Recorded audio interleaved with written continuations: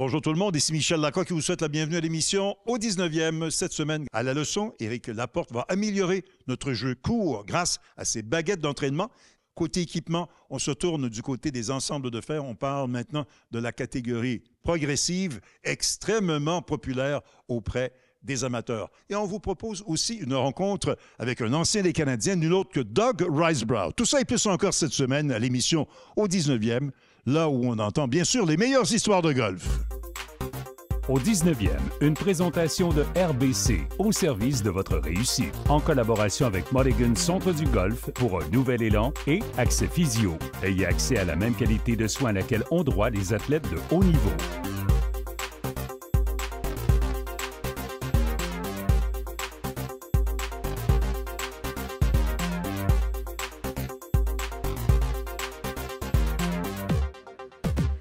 On est cette semaine en compagnie de l'ancien joueur des Canadiens de Montréal, M. Doug Risebrough, qui est avec nous. Mr. Risebrough, thanks for being with us today.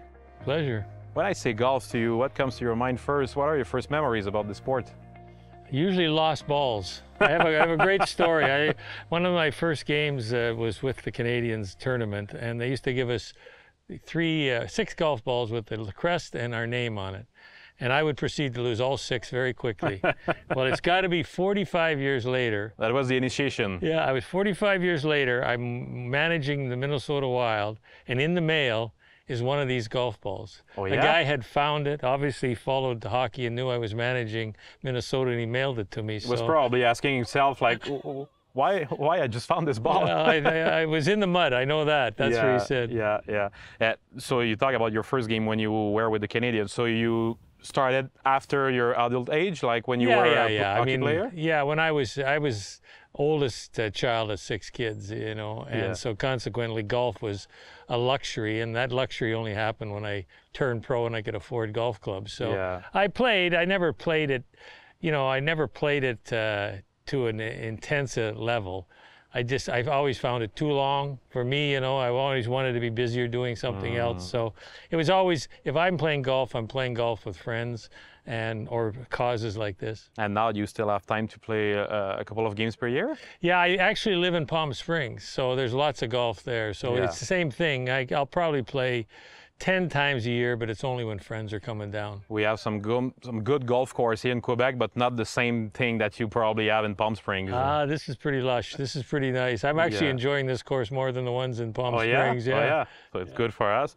What is the thing that you look for golf? Maybe like the strategy part, like the technique one, or the social one? What is the thing that you look for? I always thought I played as an intense player physically, you know, when I played hockey, and I learned very quickly that doesn't work in golf, and so it took an adjustment. But I always found not the same pace. But I always found the best time I played golf is when I relaxed and I was playing with friends. And I'm really enjoying my day with some new guys that I met this year or at this tournament. So it's been a lot of fun.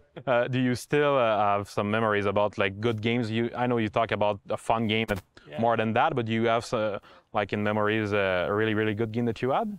Not many. You know, I would say that I always found it interesting that the more I played, the worse I got to some degree. So if I could space my games out, usually my best game was always the first game that I was going to play in a couple of weeks. So my thing is just spread it out and it'll have good games. Last question that I have for you. Do you have a dream about a foursome, like 3 players that you will really, really want to play with? You know, it's my son-in-law is a big golfer. Oh, yeah. Fan, you know, and so I've kind of followed more of the golf because of him. And I guess the guy that fascinates me the most is McIlroy. You know what I mean? And you know, it will be a dream for much more people to play with him. Yeah. So in some ways, I'm not trying to be like him. I'm just fascinated how good he is. Yeah. Thanks for these memories. Thanks for your time, and enjoy Quebec. Thank you. Thank you. Question piège, Émilie. En fait, double piège parce qu'on a changé d'endroit pour la présentation de ce tournoi, le championnat Trust, généralement disputé à Quail Hollow. Cette fois, par exception, du côté du Philadelphia Cricket Club. Oui, et la raison pour laquelle il est disputé ailleurs cette année, c'est que le championnat de la PGA sera au Quail Hollow cette saison. Voici donc la question quiz de la semaine. Depuis sa création en 2003, le championnat Trust a été témoin de plusieurs victoires de Rory McIlroy. Combien en a-t-il mérité à ce tournoi qui est disputé à Philadelphie? Est-ce A, 7, B, 5 ou C, 4? La réponse après la pause.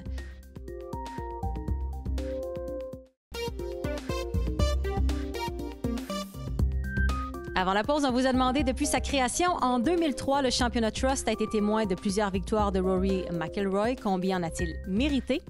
Et puis la réponse est C, avec 4 victoires au compteur. Rory McIlroy est le golfeur qui a d'ailleurs remporté le plus grand nombre de gains depuis l'histoire de ce championnat, le championnat Trust. C'était sa première victoire en carrière sur le circuit PGA Tour. En 2010, il devenait le plus jeune joueur à inscrire une victoire depuis un certain Tiger Woods en 1996.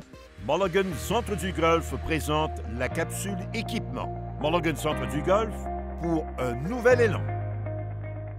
Salut tout le monde, chronique équipement en compagnie d'Eman Bourim, directeur chez Mulligan Centre du Golf. Eman, cette semaine, les fers de catégorie progressive, Players Distance. Donc, on a beaucoup de technologie dans des volumes un peu plus petits. À commencer par Titleist, c'est le seul dans la catégorie qui en est à une deuxième année dans la mouture. Tous les autres, c'est nouveau pour 2025. Donc, T200 du côté de Titleist.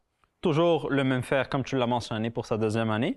On retrouve un tête avec une face forgée et sa construction creuse qui aide à générer un lancer optimal grâce à la technologie Max Impact aussi. Et on cite aussi que toujours le offset est toujours le même chez la série T au complet. Donc, c'est plus facile pour la combinaison de fer Absolument. au sein d'un seul et même ensemble. La nouveauté pour 2025, c'est le fini noir. C'est en édition limitée. Alors, si vous aimez le modèle T200 en version noirement, faites vite. Maintenant, du côté de TaylorMade P790, on est à une nouvelle édition, nouvelle génération. Et pour nous en parler, on écoute Matt Bovey de chez TaylorMade. So the club face is a brand new material for us this year. 4340M is the name of the material. So it's forged and it's ultra fast. So it's a fast face speed, faster than it's been in the past. It's driving more carry distance, but it's also driving more consistency. When it's important to get consistency and distance together because you want to provide that performance that players can count on. So again, you got 20% increase in strength for the face, means we can go thinner, which means we can go faster. And it allows us to have faster ball speeds and a 24% larger sweet spot in the 7-iron. Again, so incredible to deliver that performance consistently. So if you're going to compare the new 2025 P790 to the previous generation in 2023, you are going to notice a little bit of a pickup in distance. You're going to get better feel, and of course, that larger sweet spot means you're going to get that distance more consistently than in the past. But if you're someone who's been playing a older version of P790, generations 1 through 3, those gains are only going to become more and more noticeable, which I think is so important. And again, you get into the launch conditions of the long irons and things like that. The whole set is just, we continue to improve it to give players all-around performance. Un point de percussion idéal plus large, nécessairement. On aime ça, il n'y a personne qui va s'en plaindre. Du côté de Callaway, maintenant, on a la famille Elite. Du côté des fers forgés, une sensation différente, on a Apex, la famille Apex qui a été lancée l'année dernière. Fait qu'effectivement, comme tu l'as mentionné, une nouvelle génération de Apex, un peu plus peaufinée, mais des meilleures performances. On commence tout à fait avec le AI200, qu'on voit que c'est quand même un modèle qui est un tout petit peu plus volumineux dans cette catégorie, mais plus facile à jouer. Ensuite, on passe au AI300, un peu plus large, un offset un peu plus creux, un loft plus ouvert, fait que naturellement, ça nous aide à générer plus de hauteur. Tu mentionnais une tête un peu plus large dans cette catégorie pour Players Distance, mais comparativement à la Elite, équivalent plus petit ou plus gros? Plus compact, ça c'est sûr. Plus compact, excellent. Il y a le TI Fusion également, modèle entièrement noir. Complètement noir, avec une face en titane forgée, mais axée vraiment sur la vitesse. C'est certain qu'une tête en titane, une face en titane, pardon, ça permet à la face de fléchir davantage, d'offrir plus de distance. Du côté de Cobra, On a une version qui requiert, un modèle qui requiert un plus large budget, mais avant, on a le King Tech et le King Tech X. Bien, suite au succès que le Forge Tech et le Forge Tech X ont eu auparavant, fait qu'on a une version plus peaufinée, je dirais, qui s'appelle King Tech X, comme mentionné. Le King Tech, un modèle plus compact comparativement à son frère. On a toujours l'addition du tungstène dans les deux versions, fait que naturellement un matériau qui nous fait générer plus de vitesse de balle. Et le King Tech X, un offset un peu plus accru. C'est léger, là. Il y a vraiment une différence, mais c'est moins notoire. C'est facile à faire des combos sets dans ce temps-là aussi, c'est le but. Et comme on a dit, le loft plus ouvert, axé vraiment sur la hauteur et rectifier le tir vers la droite. Technologie PowerShell également au niveau des deux fers. Et maintenant, la version 3DP Tour, qui est une version imprimée. Pour nous en parler, José Miraflor de chez Cobra qui nous explique le fonctionnement de la fabrication de ces fers 3D. This is 316 powdered steel. It's powdered steel. It gets put into a printer and it's laser fused by a laser sintering device, and it fuses the material starting with the tip of the toe, working its way up 2,600 passes of laying powder and sintering it or fusing it to the metal that we fused below it, and it works its way up all the way to the hosel. 2,600 passes is one day to make a tray of 32 irons. That's why it's so expensive. And then you shave that off.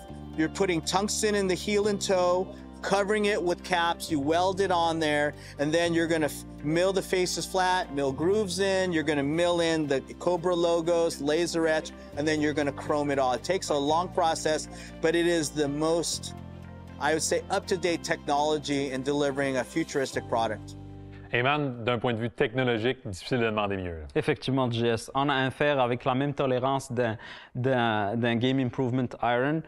Naturellement, c'est dur de demander mieux, avec un avantage supplémentaire, une tête plus compacte, plus fine, fait que des meilleures sensations. Meilleur contrôle au niveau de la trajectoire pour les golfeurs qui en ont besoin. Merci pour ces informations. Avec plaisir, JS. On se voit la semaine prochaine pour la 3e émission concernant les ensembles de fer, cette fois de catégorie performance. Bye tout le monde.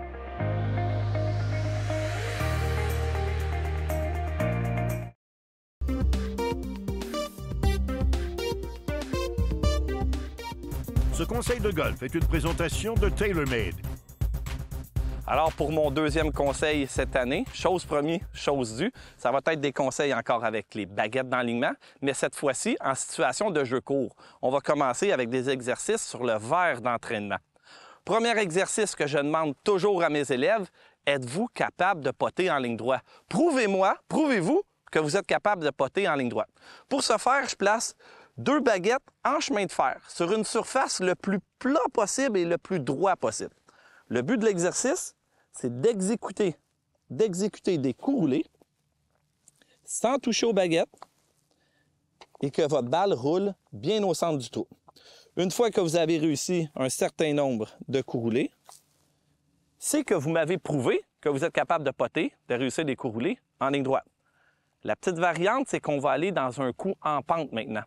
N'oubliez pas que tous les coups roulés sont droits. C'est le terrain qui fait pencher la balle vers le trou. Une fois que vous avez bien senti cette action, on peut même apporter une variante. Une variante où on va utiliser une baguette qu'on va mettre sous nos bras, à côté à notre sternum.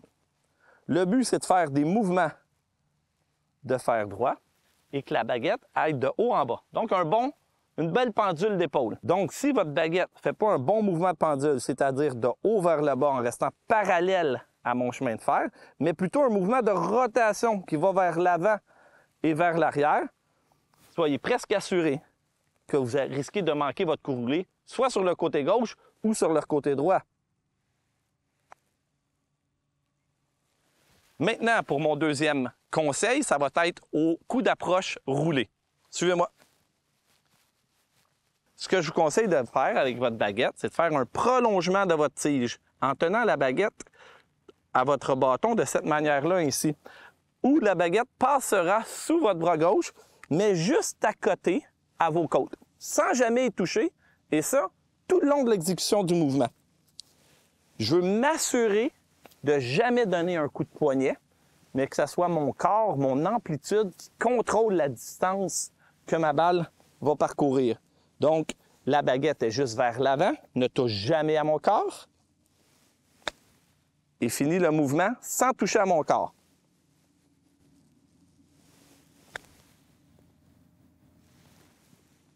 Une variante qu'on peut faire aussi lorsqu'on se retrouve sur une surface ras, c'est-à-dire pas dans l'herbe longue, mais sur le fairway, c'est de placer notre baguette juste à l'extérieur de notre pied arrière. Le but est fort simple, c'est de réussir à frapper la balle sans toucher à la baguette. Pourquoi je mets une baguette juste à l'extérieur de mon pied arrière? C'est que souvent, lorsque le gazon est coupé très ras, les gens essaient de soulever la balle. Donc, ils vont taper derrière la balle, le bâton va rebondir, taper dans le milieu de la balle, et encore une fois, la balle va partir en flèche jusqu'à l'autre côté du verre. Donc, on place notre baguette à l'extérieur de notre pied arrière. On vient faire des mouvements de pendule. Sans toucher à ma baguette, je vais bien sentir mon bâton qui va rebondir sous la balle.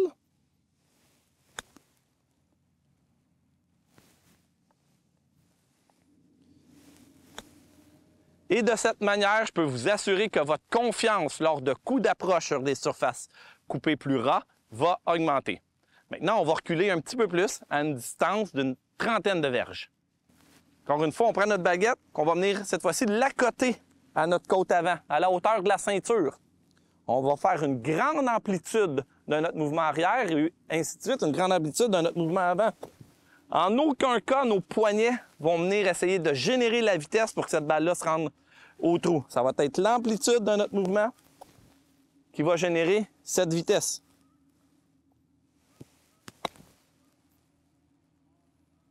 Et voilà.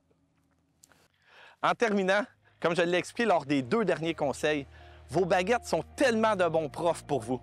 Ils vous procurent une rétroaction visuelle, auditive et même sensorielle. Au lieu de les laisser dans votre sac, servez-vous-en. Sur ce, amusez-vous bien et bon golf!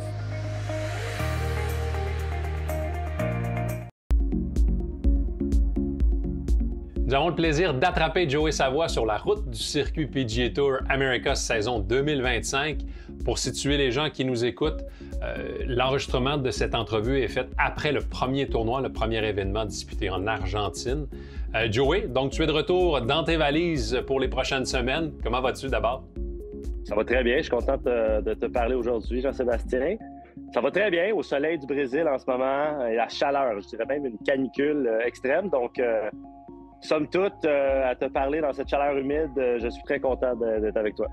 Avant de parler de 2025, je veux revenir sur 2024, une saison sur le circuit PGA Tour Americas qui a failli t'amener au prochain niveau. Tu as terminé à quelques places seulement d'un statut sur le circuit Korn Ferry, 4 top 10, dont une 2e place.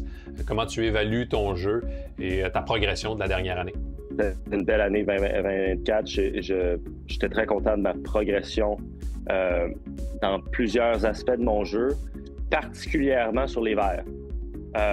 Ça a été mon année où j'ai eu le plus gros step-up, en bon français, le meilleur step-up que j'ai eu sur les verts. Donc, c'était hyper encourageant d'avoir cette partie-là qui semblait avancer dans la bonne direction, me permettant de me donner des chances de victoire au courant de la saison, puisque ça semblait être la partie de mon jeu qui semblait peut-être me freiner un peu davantage. Donc, c'était très, très encourageant de voir une progression sur les verts.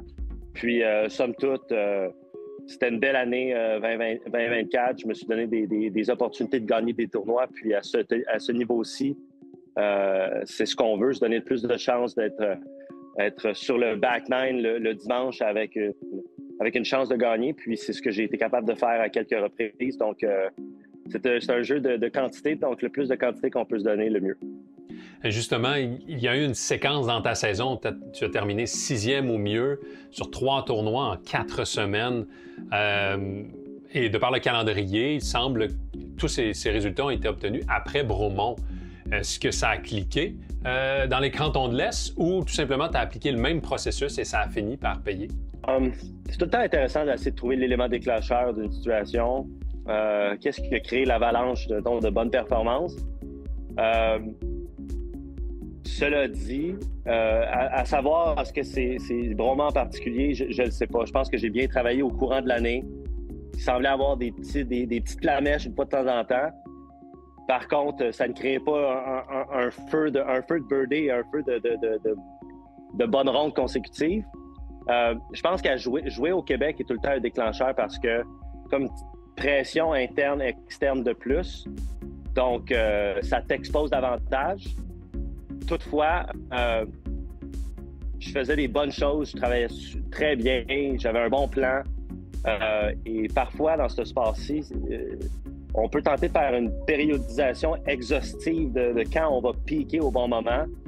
Parfois, c'est juste un peu une surprise. Puis c'est un peu la beauté de ce sport-là. On ne sait jamais quand tu vas atteindre ton apogée. Il s'agissait de croire qu'il allait avoir un déclic. Puis ça s'est produit après ce tournoi-là. On vient parler nécessairement de Bromont. Il faut le mentionner, le tournoi est de retour au Québec en 2025. Excellente nouvelle, c'est prévu pour la semaine du 7 juillet, donc les rondes de compétition seront du 10 au 13. T'en as fait un peu allusion, jouer à la maison, ça représente quoi pour toi? C'est un peu l'équivalent d'un joueur de tennis d'équipe canadienne qui s'en vient jouer à Montréal. Donc, c'est un peu le même feeling. Il y a un sentiment de retrouvailles, il y a un focus qui est peut-être plus présent, omniprésent, puisque puis l'organisation en général avec Martin Charles et son équipe font un super bon travail. Donc j'espère que ça va être encore un bel événement cette année. Quels sont tes points d'emphase pour 2025 pour faire en sorte que tu puisses justement aller chercher ces quelques points manquants pour te permettre d'atteindre le Korn Ferry? Je te dirais que ma périodisation, elle est assez simple. Techniquement, il me reste 5 tournois dans cette session-ci, puis c'est 5 majeurs. Donc, je vais tenter de piquer sur 5 semaines. Sur 8 semaines, j'en ai 5 où j'ai des majeurs. Donc, mon but va être d'essayer de piquer sur 2 ou 3. Choisis lequel tu veux pour l'année, JS, ça me dérange pas, mais si je suis capable d'en faire un ou deux de plus, on va être bien parti. Tu l'as mentionné, Joey, la ligne est très mince, excellent exemple. Et on te souhaite ces 2-3 coups roulés de plus, le meilleur des succès cette saison. Merci beaucoup, Jean-Sébastien. Bonne journée. C'est déjà tout pour l'émission au 19e cette semaine. La semaine prochaine, on vous propose une rencontre avec l'auteure, compositrice et passionnée de golf, Ingrid Falaise. À l'équipement, on revient encore une fois sur les ensembles de fer, mais cette fois, catégorie performance. À la leçon, Christian Manègre va nous donner quelques conseils pour améliorer notre jeu court. Tout ça et plus encore la semaine prochaine à l'émission au 19e, là où on entend les meilleures histoires de golf. Au 19e vous a été présenté par RBC, au service de votre réussite. En collaboration avec Mulligan Centre du Golf pour un nouvel élan et Accès Physio. Ayez accès à la même qualité de soins à laquelle ont droit les athlètes de haut niveau.